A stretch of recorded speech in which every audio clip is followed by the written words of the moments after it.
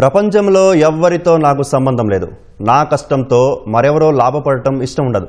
అందుకే piracy cinema వెనుక జరిగిన ప్రతి అంశానికి నేనే కారణమంటూ పోలీస్ విచారణలో ఐబొమ్మ నిర్వాహకుడు ఇమంది రవి ఇచ్చిన వాంగ్మూలం.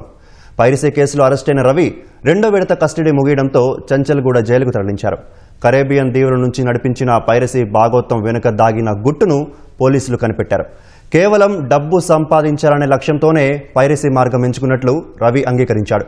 పైరసీ సినిమాలకు వేదికగా సృష్టించిన ఐబొమ్మ బప్పం పేర్లు భిన్నంగా ఉండటానికి అతడు చెప్పిన కారణం విభిన్నంగా ఉందని పోలీసులు తెలిపారు.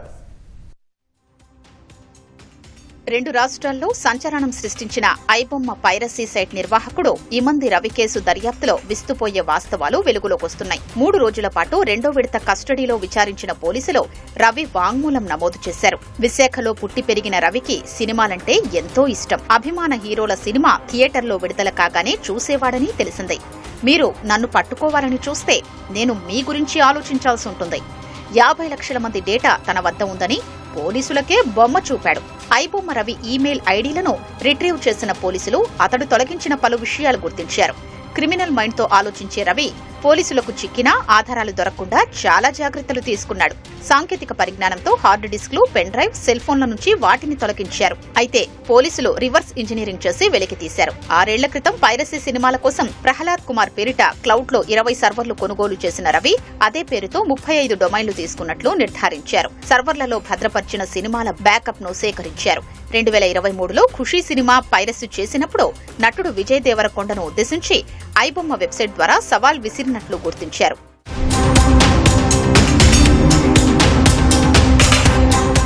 మూడో రోజు పోలీసుల విచారణలో పలు ఆసక్తికర అంశాలు వెలుగులోకొచ్చాయి. పైరసీ సినిమాల డొమైన్లకు అతడు పెట్టిన పేర్ల వెనుక అస్సలు కథ బయటకొచ్చింది. విశాఖలో సినిమా థియేటర్లోకొస్తే బొమ్మ పడింది అనేవారు. దాంతో డొమైన్ కి ఐబొమ్మ పేరు ఎంచుకున్నట్లు తెలిపారు. ఐబొమ్మ అంటే నా బొమ్మ, బప్పం అంటే ఏంటో తెలుసా? సుప్రీం.